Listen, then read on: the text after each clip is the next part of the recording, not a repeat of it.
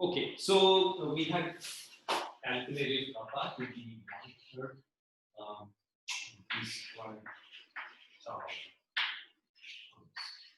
C. So what have changed here compared to the Rudel model? We discussed earlier in the Rudel model, CV was estimated from that of a free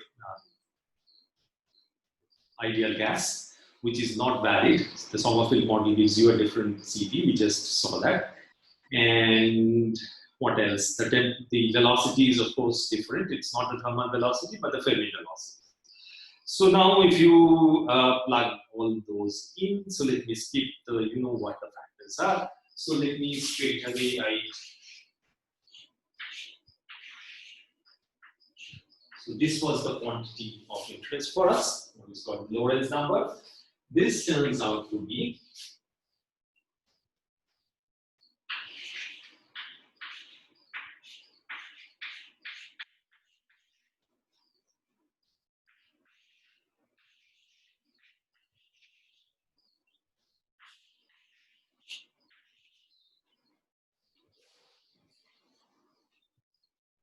which is really close to the experimental numbers. You remember the experimental numbers were for most of the metals 2 point something into 10 to the power minus 8 in units of watt ohm per Kelvin square. So this is really, really close to the experiments, and not because of the accidental factor of 2 that Drude had in his theory, or any cancellation of errors in V squared and C. So this is a good agreement.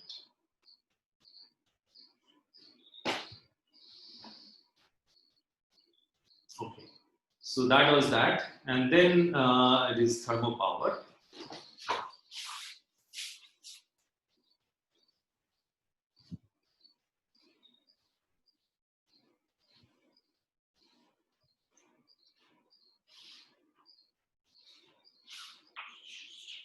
So what was Q? Q was, this was the definition of Q. The electric field that is generated because of the thermal gradient. So this Q was calculated to be matches.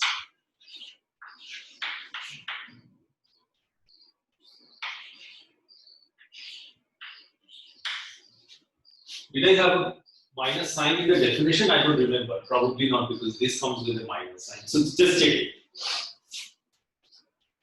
So again, I use the CV that we derived for the Sommerfeld theory. N is in the electron density.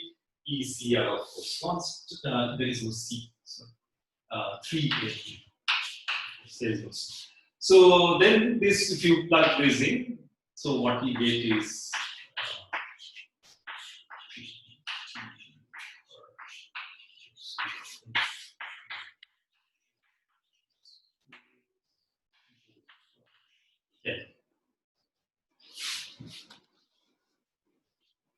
So if you look your earlier notes, remember we had in the Rudel theory we had got numbers which were something of the order of 1 times 10 to the minus 4 volt per Kelvin, and then we said that this is too large.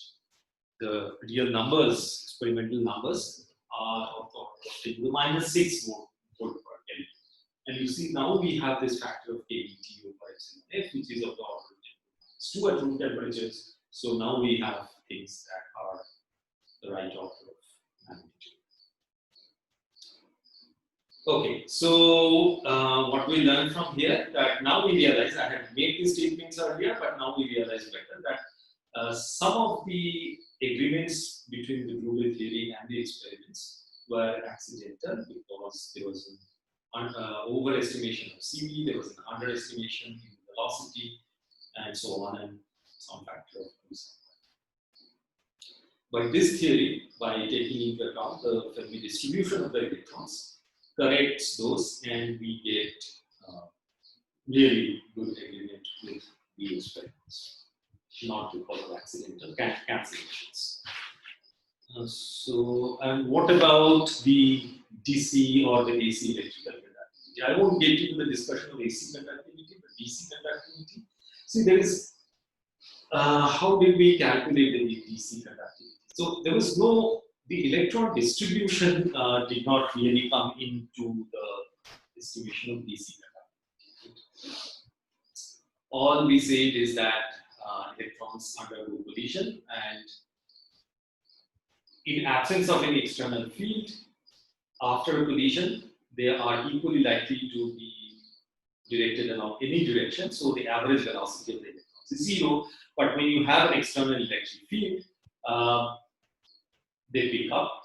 So the only part that sort of contributes to the average of electron velocity acquired over some time, t, is because of the acceleration they undergo because of the external field. And that typical time scale is tau. So these are the considerations that we went into the calculation of sigma 0, the DC electrical conductivity, and we got in this tau over A. So there was no reference to the velocity distribution that was required here. So the same picture holds here. Because there is no reference to the electron velocity distribution, we'll have the same expression for DC conductivity. All right. In fact, that is what we used when we wrote this. We used the same expression. Okay, so I think that's what we wanted to discuss about the song theory. And so we have done two theories of free electrons, one classical, one sort of somewhat quantum. Now let us see what the shortcomings of these theories are, particularly the Sommerfeld theory. So what are the shortcomings?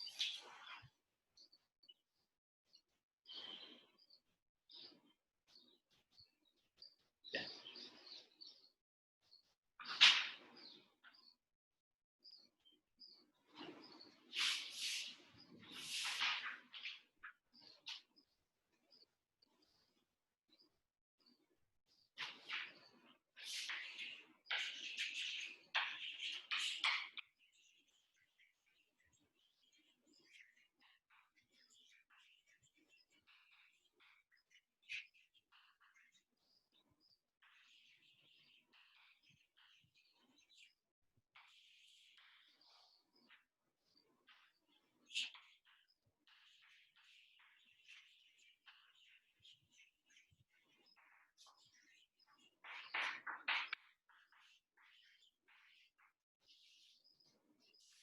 So we calculated the Hall constant to be really a constant, only depending on the electron density 1 over ANC.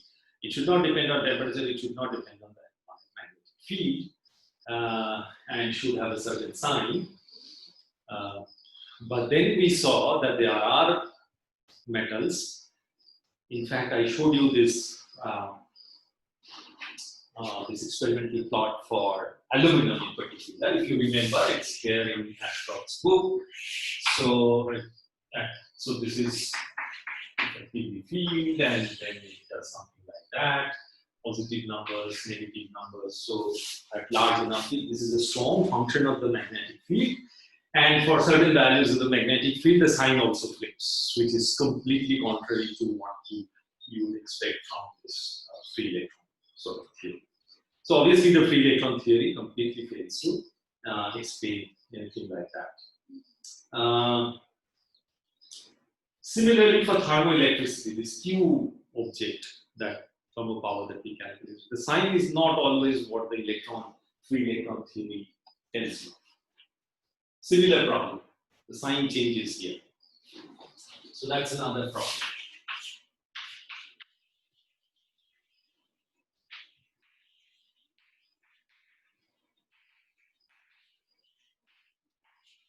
The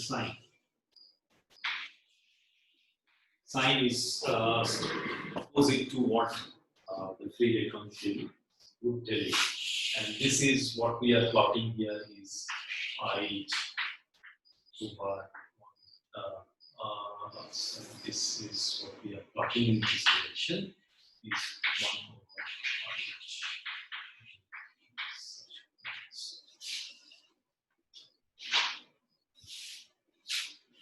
Okay, I'm not talking about the things that we'll not discuss. Temperature, this is important. So T dependence of sigma 0, the DC conductivity. DC conductivity is a strong function of temperature. Essentially depends on temperature. But in the theory, this relaxation time approximation, there's no way it can depend on the temperature.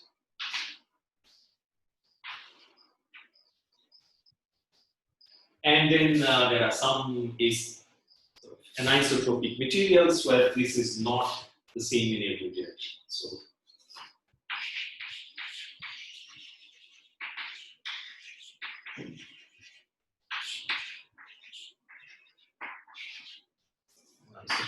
see, you cannot, or even it could be kappa.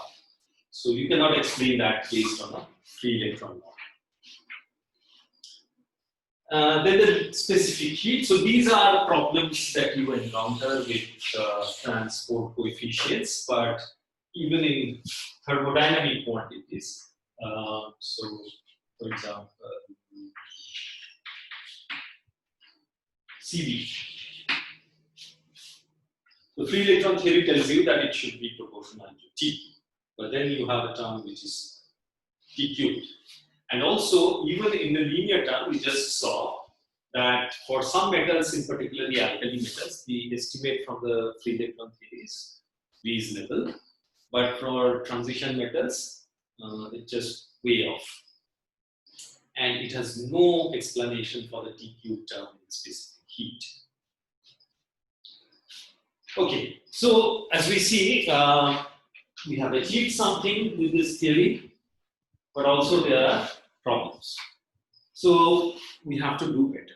So how do we do better? Now, when you face such a situation, anytime in physics or any natural science, what you do is you go back to your drawing board, you carefully check your approximations and see where you can improve. Now, this is a field in which, it's more than 100 years old, so we already know a lot of things. But it's sometimes good to sort of remind oneself that where did we start? So we start by assuming that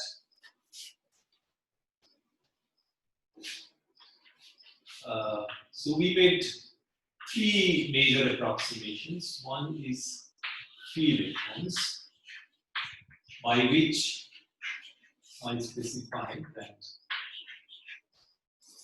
electrons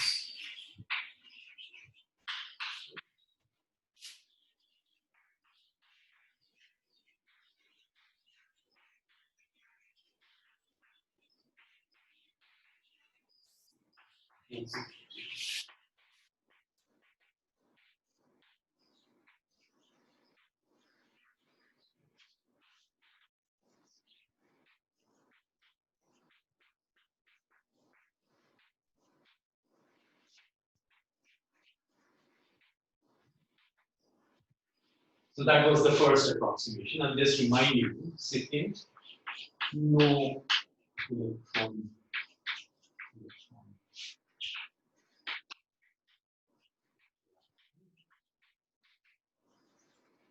And third also.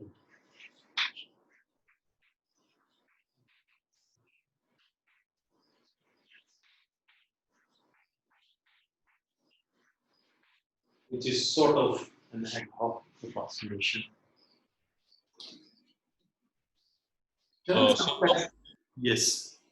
The last point in the shortcomings regarding anisotropy in sigma, isn't that due to our periodic boundary condition? Like if we change our boundary condition, we might be able to like replicate some of it. No. I'm talking of when I say this, it's about the real material in which you experimentally find that sigma or kappa are anisotropic. So there's no question of boundary conditions. This is what you measure in the real material. This is not a theorist's imagination or artifact of your calculation. Is that clear? Okay. Yeah.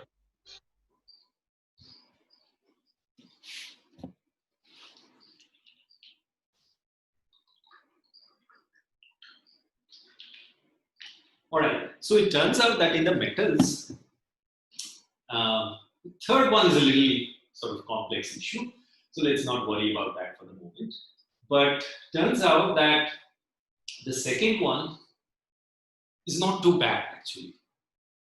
I mean, a lot of things can be recovered even without bringing in the complications of electron-electron interactions. So let me repeat that once you bring in the electron-electron interactions, the problem becomes enormously difficult. And we still do not have any theoretical tool to sort of exactly solve such problems.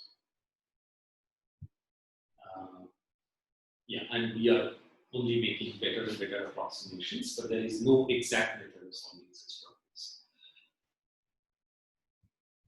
problems. So the free electrons, that is, electrons do not interact with the ions, the positively charged ions. That is the easiest to remove.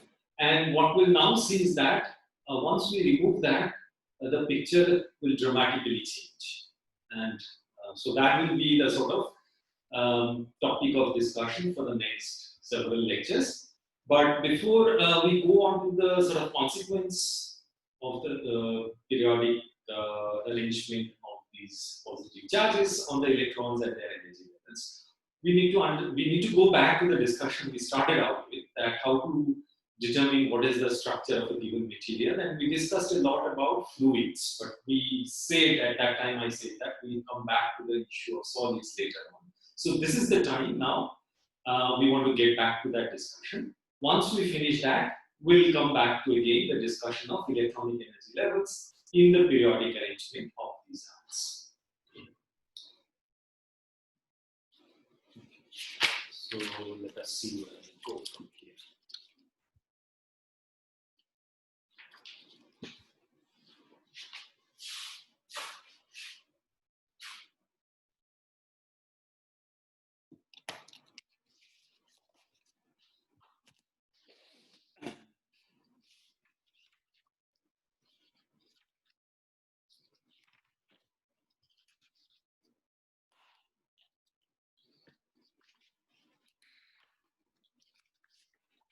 Okay, so let us start with some formal discussion about what are lattices.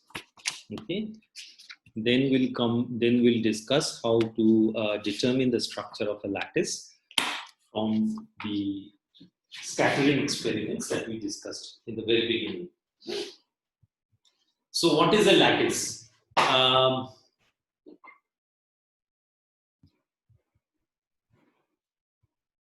So someone tell me, Ayan, maybe, have you studied lattice crystals ever? I'm talking asking Ayan Sahu.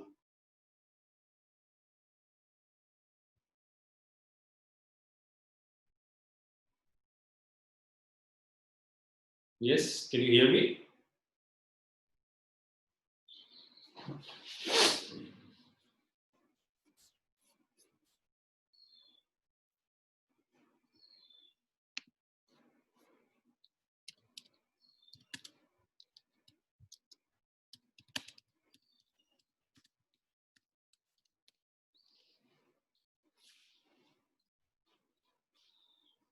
Yes, sir. Yes, so my question was that have you studied lattices crystals ever? And if yes, can you tell me what is a lattice?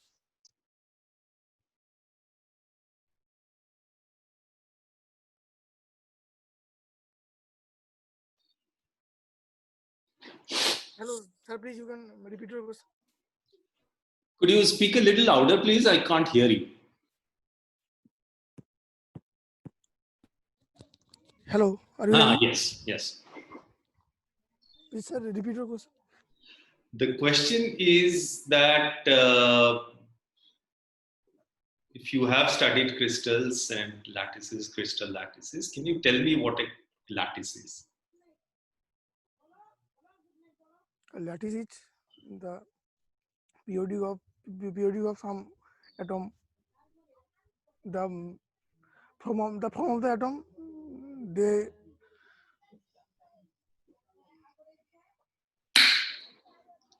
they maintain the periodicity of this atom.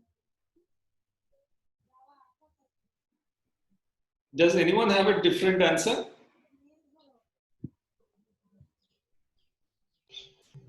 Lattice is not in general periodic, right? Can I say? Anyone would like to disagree?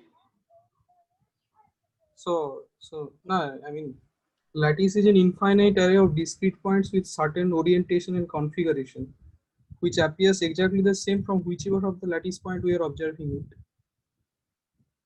Yes, so that is one of the definitions of a lattice. So let me make it very clear now that lattice is a mathematical object distinct from a crystal. So just get very clear about it. Lattice is a mathematical concept, which we use to describe crystalline solids. So what is a lattice? As Saurabh just said, one of the definitions is that is an infinite array of discrete points with an arrangement and orientation that appears exactly same from whichever of the points of the array you view it. So you sit on any of the points that you wish. The arrangement of other points around you should look exactly identical in terms of their arrangement and orientation. Arrangement in terms of their distances and their orientations. So let me give you some simple examples.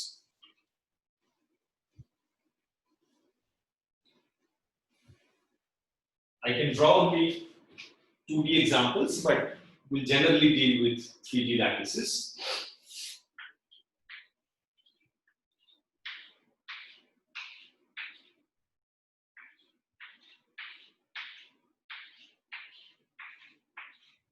So consider such square arrangement of points so that go on indefinitely in all directions.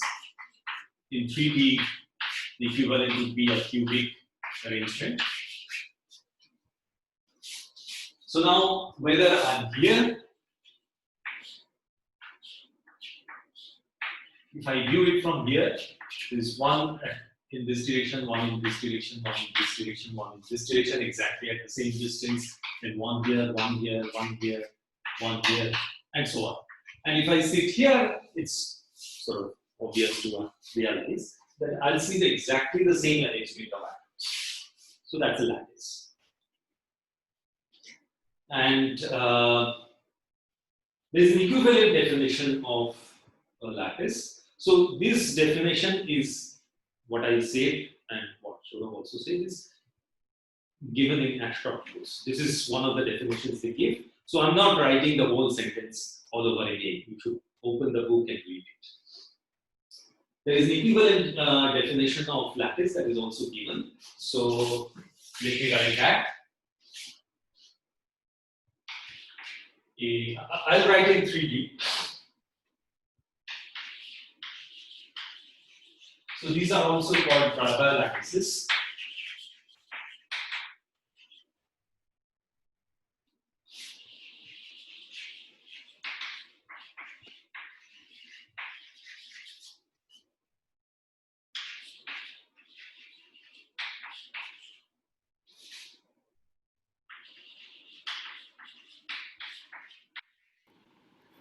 Sir, Yes. I have a question regarding this definition of lattice. Yes. Suppose if there is no translational symmetry, then this next neighbor or are same. It is not true, right? I If we did not don't have, understand your question. Could you say that? I mean, what I'm saying is that if we sit on one point and we see the other points, then it may not look the same if there is no translational symmetry. You cannot have a lattice without discrete translational symmetry. A lattice always has discrete translational symmetry, otherwise it's not a lattice. Okay. The definition ensures that you have discrete translational symmetry.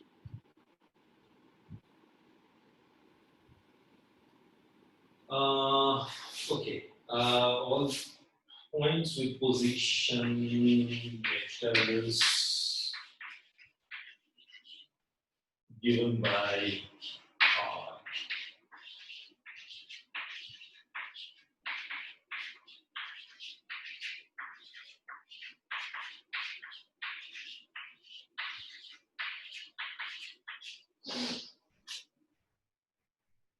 Where the vectors AI's are not original in this thing,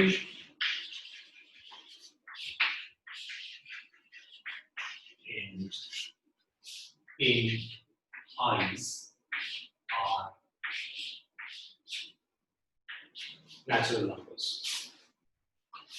I mean, integers, not natural numbers, integers. So that is another equivalent definition of a lattice. And I repeat, this is a purely mathematical definition. We haven't connected lattice to real crystals as yet. So these vectors AI's, these are called rapidity vectors, and say to sort of span the lattice. Now, let me point out here that any regular arrangement of points in 2D or 3D need not necessarily be a lattice. And I'll give you an example. Let me try to show you an example with a model rather than trying to draw it. Let us see if I can do that.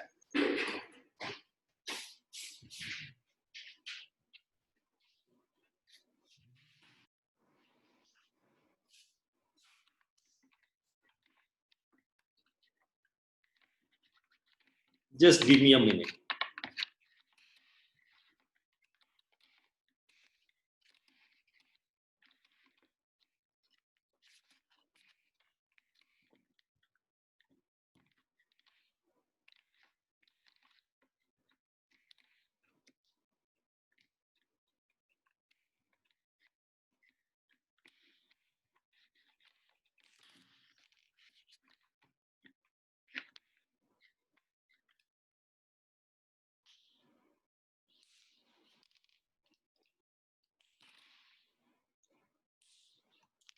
All right, so here we have it.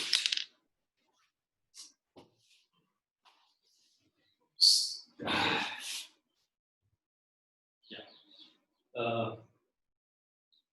Can you see this object in my hand?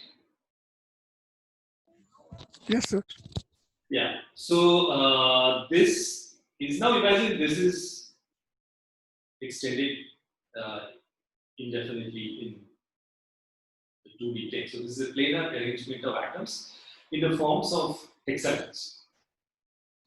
Now, if you take these points, for example, this is a perfectly regular arrangement of points. But these points do not form a Bravais lattice. Once you understand this, you know, your basics about what forms a Bravais lattice and what doesn't form a Bravais lattice will become clear forever. So this is not a Bravais lattice. So for example, when I'm on this atom, see, all atoms have, or all points, let's not talk about atoms. So all points have three neighbors. So this has three neighbors, 1, 2, and 3. This has three neighbors, 1, 2, and 3, and so on. So this has 1, 2, and there could be 1 here. So all points have three neighbors. But when I'm sitting here, I have three neighbors along this, and this direction. But when I'm sitting here, there is no point at the same distance below it. Its neighbor is here, and the other two are in this direction and in this direction, rather than this and this. So the arrangement of points around this and around this. And I just talked about nearest neighbors, but if you look around, even at further distances, you will find that the arrangement of points around this and around this are not the same. So therefore, this arrangement of points is not a Bravais. However, this is a perfectly this is a crystal. And this is the structure of graphene. And some of you may have already seen it, you may know it.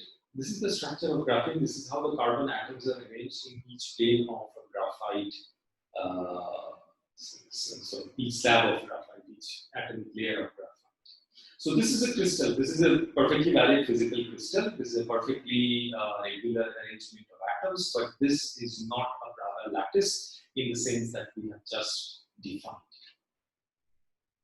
So how to describe such crystals, which have arrangement of atoms that do not form Bravais lattice? Eventually, we'll describe them in terms of Bravais lattice, but as given, this is not a Bravais lattice.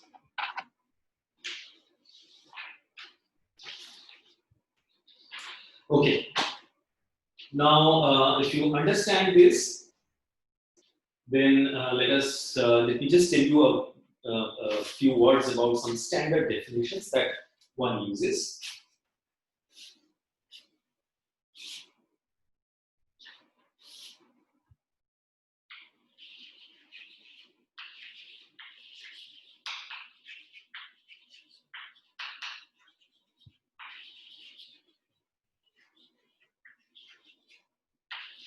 Coordination number in everyday language, this would be just the number of nearest neighbors of a point. I go to any point on the lattice and I ask what is the number of nearest neighbors it has. So what does that mean, number of nearest neighbors? Those points which are closer to this particular point than the other point. So when I had this square lattice, for example, if I look at this point, so these are the points. It's my drawing, it's not exactly a square, but imagine this to be a square. So these points, okay, so these points are closer to this than this or any of the points here. So these are 1, 2, 3, and 4. These 4 are nearest neighbors of this. So this has a coordination number of 4. Yes. Sir? Yes. Your video went off. Oh, it should not have. I don't know why it went off.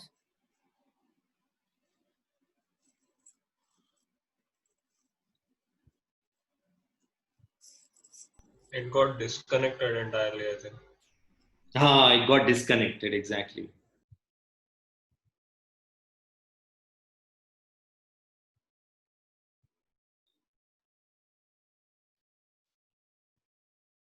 Because I have set it so that it doesn't go to sleep.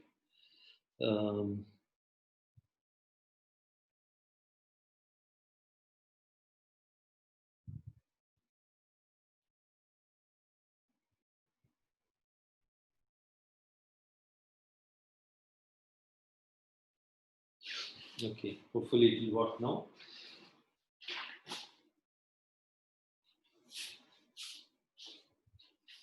Lost my chalk somewhere in the process. So what were we talking about? We are talking about coordination number. By the way, are things working smoothly today, or are you having some problem following things? Yes, smoothly. Okay, great. So coordination number, as I said, is the number of nearest neighbors or the number of points closer to a particular point than the others.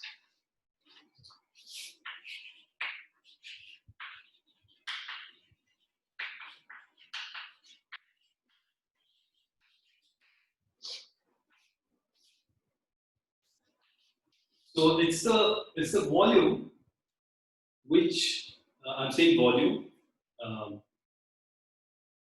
depends on your dimensionality, but we have always have 3D in mind. So it's the volume which when translated by all the lattice vectors, and by all the lattice vectors I mean all possible R's like this, fills entire space.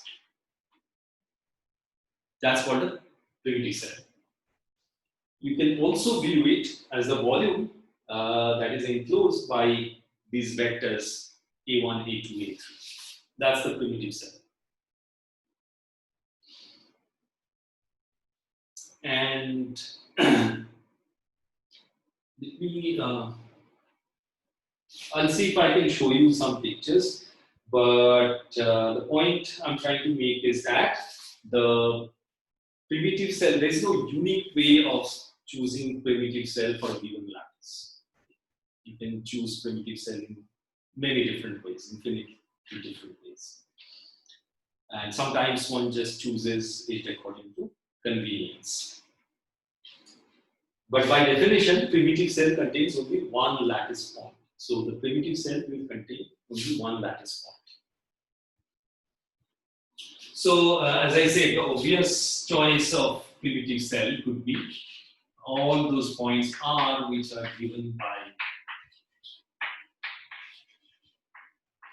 by X is R.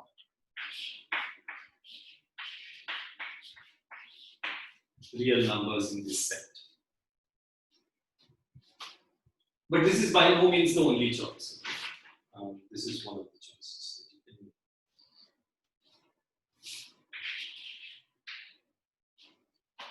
I'll talk about this concept will be important. So,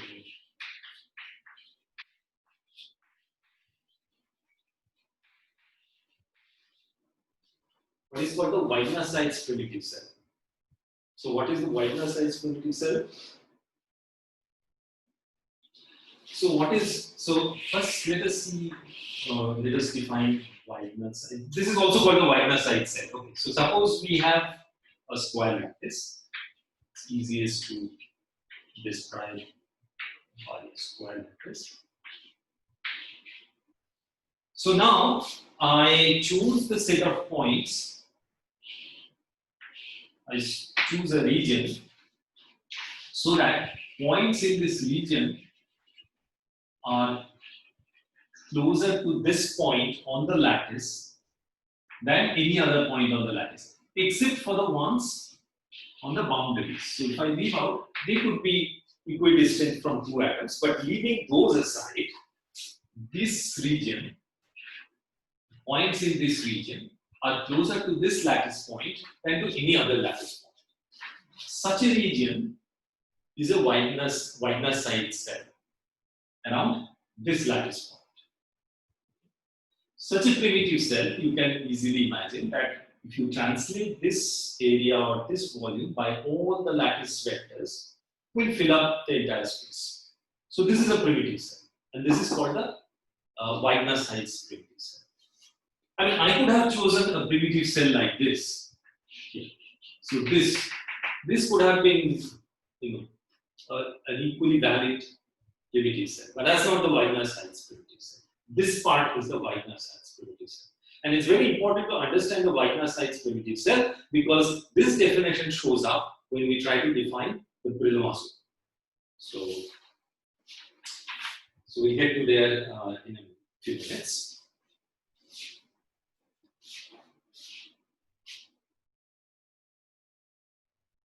Okay. So now,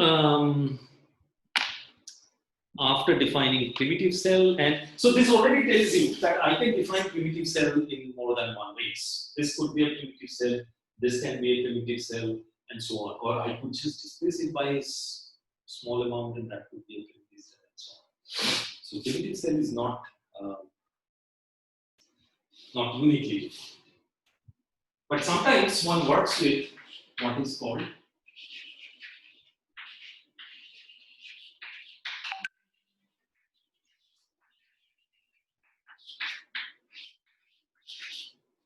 the conventional unique cell. So what is a conventional unique cell? This shows up most often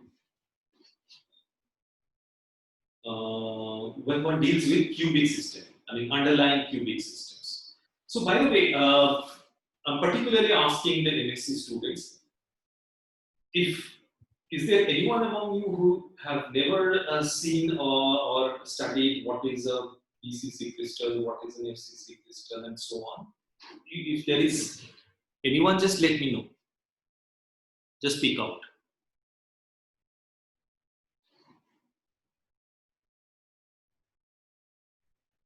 Okay. So I assume that everybody is familiar with these basic ideas. So So I'm talking of these kind of systems, say an FCC system or a BCC system. So BCC, I'll try to again. So we can see if I can bring up some pictures.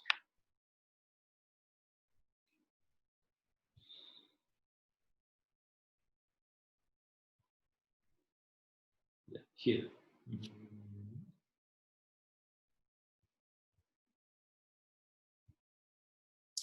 Yeah, so as we know, the body-centered or the BCC crystal is one in which you have a cubic lattice. So the points occupy corners of a lattice and also the body centers of a lattice, the BCC, the central figure that you see there.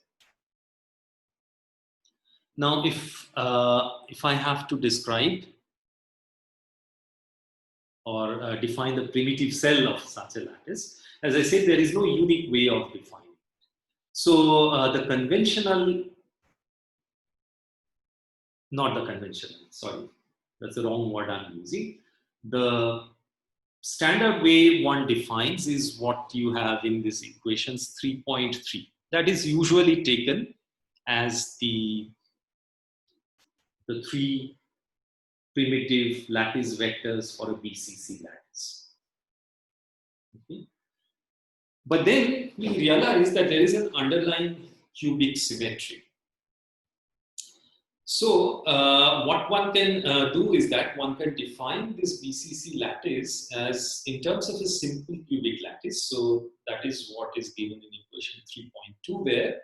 So that is the three, those are the three lattice vectors for a simple cubic lattice. But then that does not quite define the BCC lattice. You have one atom at the center.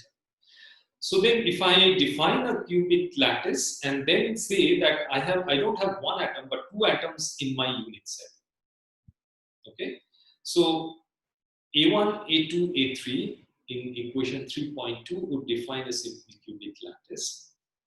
But then I say that my crystal, in this case of the lattice, whatever, has, I see. So this, now we are getting to this, issue of how to define objects that are not need not be that are not Braga lattice when you look at the arrangement of atoms. It turns out that BCC lattice is a Braga lattice. So, but even then, I can choose to define it in terms of a simple cubic lattice with one atom at the corner or 1 point at the corner and 1 point at the body center. So that perfectly defines my BCC lattice.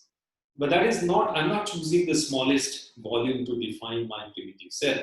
So this kind of primitive cells, or unit cells rather, are called conventional unit cells. So I define it in terms of the cubic symmetry that I have, a simple cubic lattice plus one more atom at the body center. So that's another way of defining a BCC lattice. Similarly, I can define an FCC lattice. Let me see if there are pictures for the FCC lattice.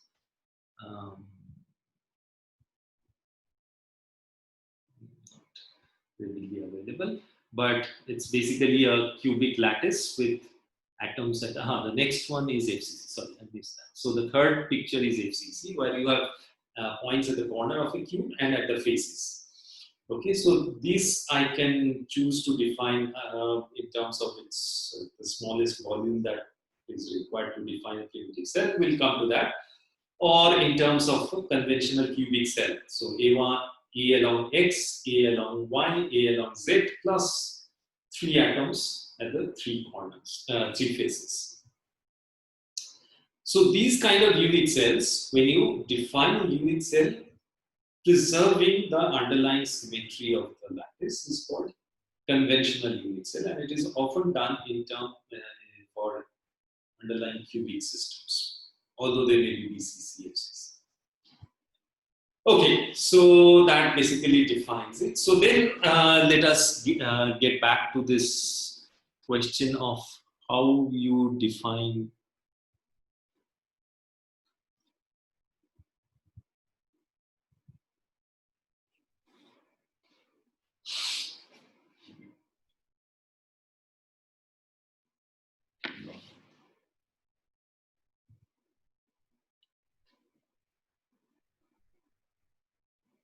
Okay, so how do you define atomic arrangements that are not Baba lattice?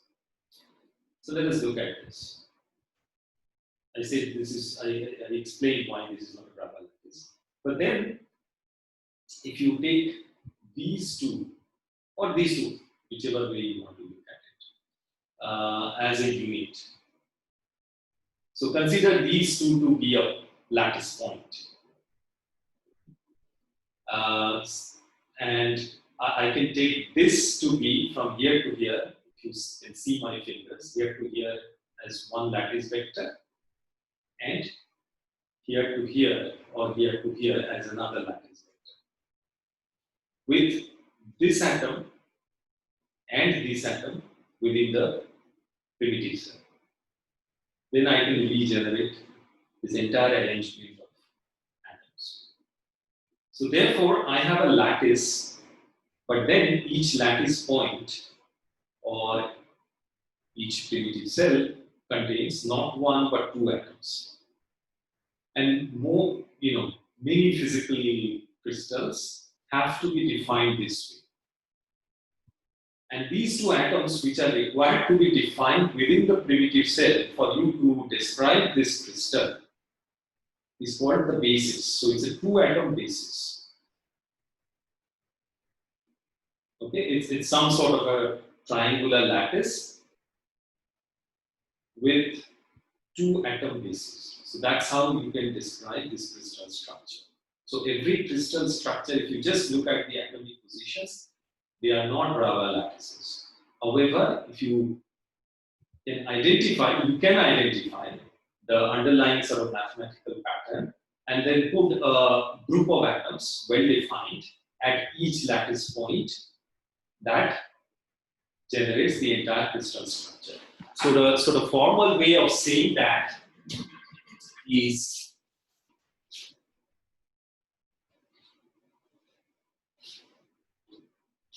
so lattice is a mathematical object plus basis, which is a physical idea. How many atoms and where do you have at each lattice point, or you can view it as within each primitive cell. That generates a crystal, which is a sort of physical object that you have.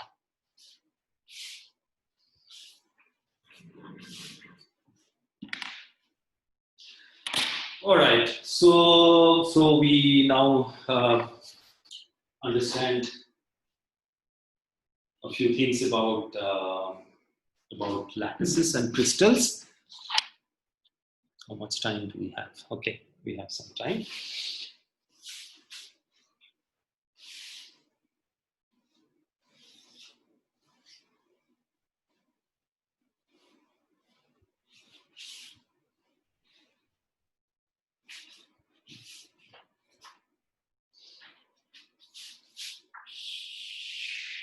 So the lattice we have been talking about, of course, is, as I said, is a mathematical concept, but we sort of try to link it, or we try to describe our physical crystal, which is some object that occupies real physical space in terms of this lattice and some basis maybe. Is the video stuck? Yes, what?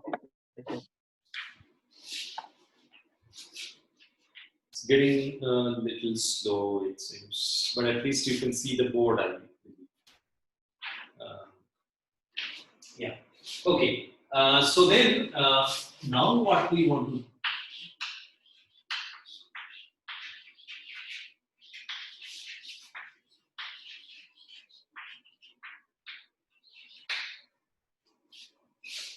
is what the reciprocal lattice. So I have a lattice, and let us say we take a particular direction in that lattice. So I have a 3D lattice, but just for ease of explanation, I'm taking one particular direction in that. So I can have points that are arranged like this.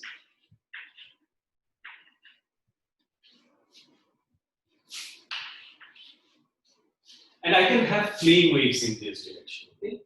So I can have a plane wave that looks like that. I can have another plane wave that goes like that, and so on. Now, there are any number of plane waves that are possible, and obviously most of them will not have the same periodicity as this lattice. And each plane wave is defined by some mathematical form like this. But then there will be some k's, some special values of k's, which will generate plane waves that have the same periodicity as this. Which in other words will give you same value of the plane wave at each of these points. So those special k points are what are called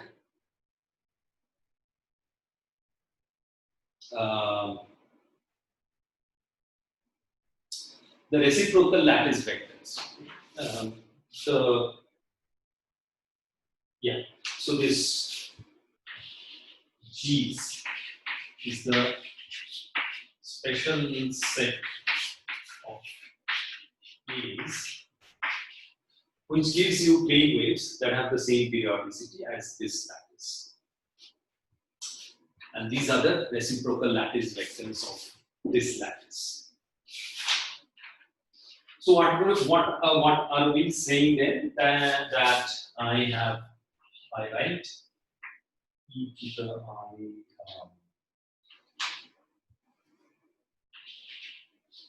So one of those G's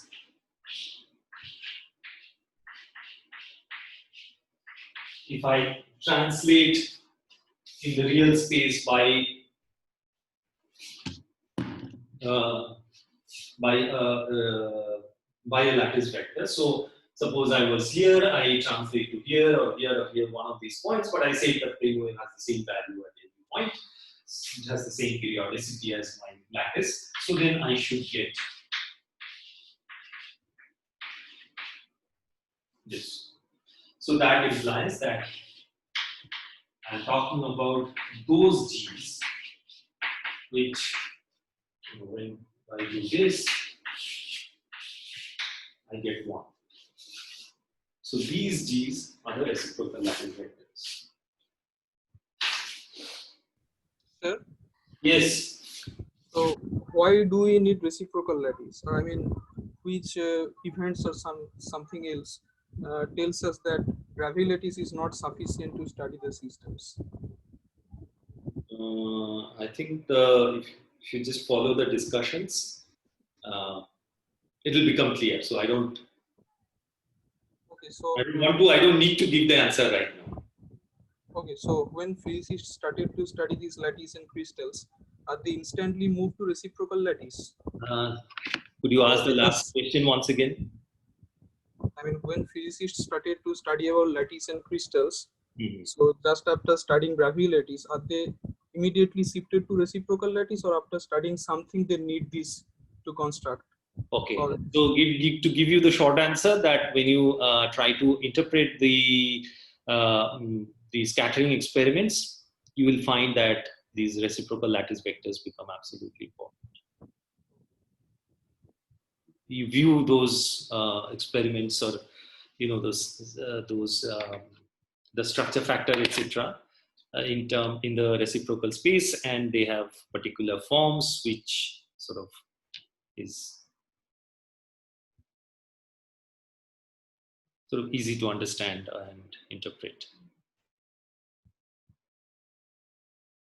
To give you an even slightly more detailed answer, so we talked about this momentum transfer, right, between the incoming wave and the outgoing wave in the scattering experiment.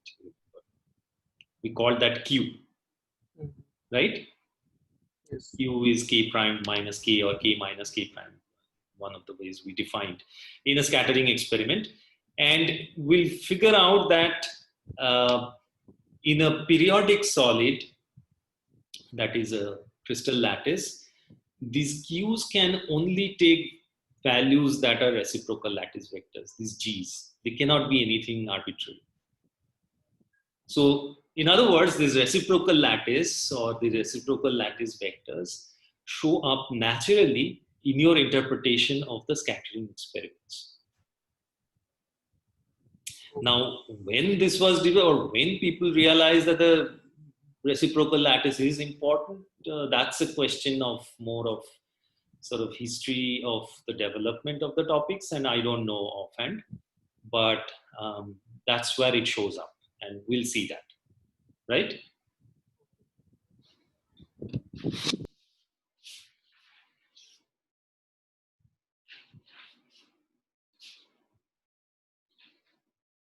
Okay, so what we are going to say next is that given the three lattice vectors A1, A2, A3, so what I'm saying here is that I have a set of reciprocal lattice vectors, okay, these G's, and there are an infinite number of them. And what we will see next is that these vectors form a lattice themselves, form a Brava lattice themselves. So these G's form a Brava lattice. And for that, what we do is that, so what we show is that given A1, A2, A3, I can define three vectors.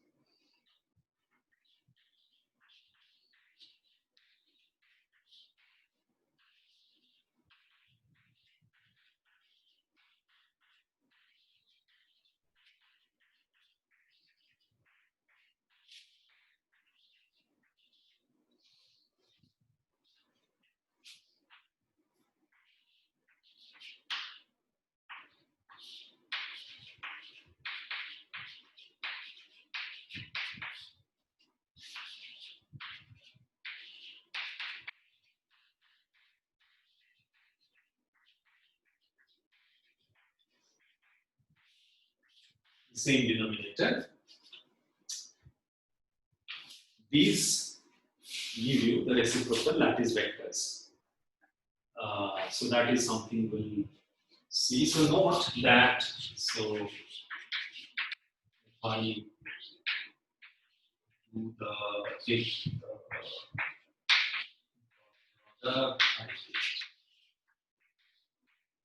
so this just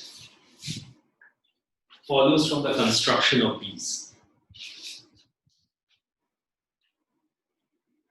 And any reciprocal vector, any k vector, wave vector, let me make that statement again. Any wave vector k, because you see these are vectors in the reciprocal space. These are vectors in the reciprocal space. They have dimensions 1 over length. So these are vectors in the reciprocal space. So therefore, any wave vector k can be written as a linear combination of these vectors. So they can, in general, be written as some.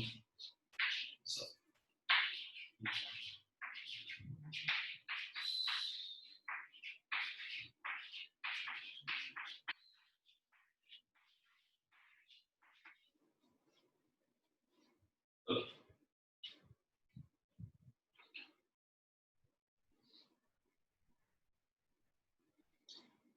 So then, what is k dot k?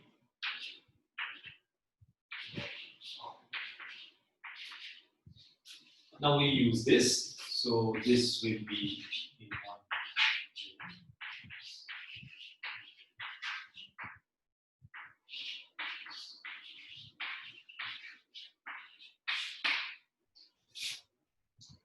But then for this special set of vectors G's, okay, because e to the I G dot R is 1. So this has to be e to the I. Sorry, there's a twice pi here because of this. Twice pi times some integer n. So for the case, for the g's, this thing has to be an integer. Okay, for these g vectors, this thing has to be an integer no matter what n1, n2, and n3 are. For all possible values of n1, n2, n3, this thing has to be a constant. And that is possible only when k1, k2, and k3 are also integers. So therefore, it proves that these g, all g's are integer linear combinations of the vectors v1, v2, v3. And therefore, these g's form a Bravais lattice. So g is an integer linear combination. How do I write that? Okay, whatever. I don't have a notation for this, so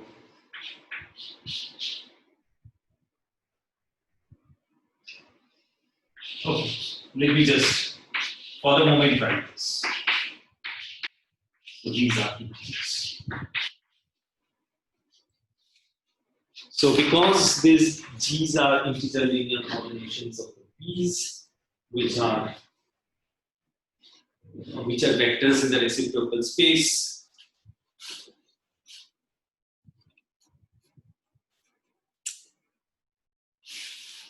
can you hear me? Yeah. Yes. This problem is just wait a second. Give me a second. This is trouble that is happening every day.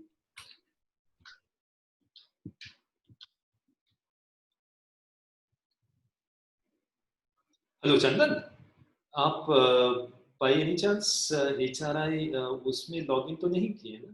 कोई class तो नहीं है इस समय और?